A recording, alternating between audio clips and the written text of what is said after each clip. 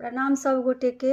अपन सबके मिथिला में जे नव लड़की के जे शादी होइ छनि तो कोनो पाबनि से पहले गौरी बनै छै, तो ओहिमे एकटा गौरी के आराधक के अपना सब में गीत गायल जाइए जे हमर माँ गबै छथिन, तो हम आइ अहाँ सबके सुनाबै छी, चलू सुनू। जानकी गौरी आराधल मानसा धल, आहे चलहु निकुंज बन जाहु, सुंदर फूल लोढ़ब। आहे चलहु निकुंज बन जाहु, सुंदर फूल लोढ़ब।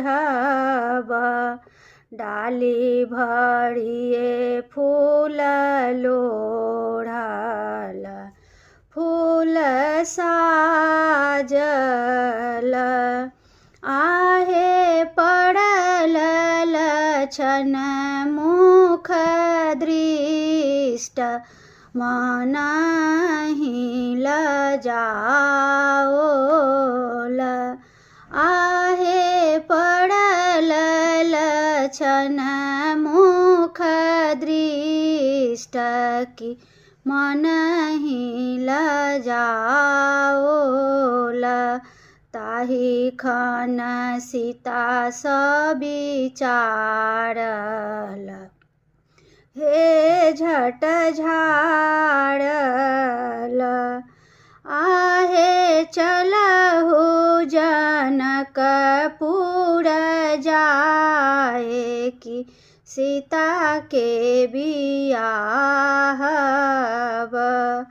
आहे चलहु जनकपुर जाए, की सीता के बियाहब।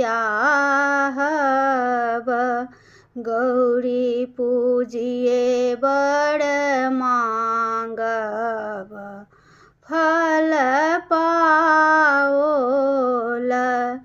गौरी पूजिए बड़ मांगब, फल पाओल।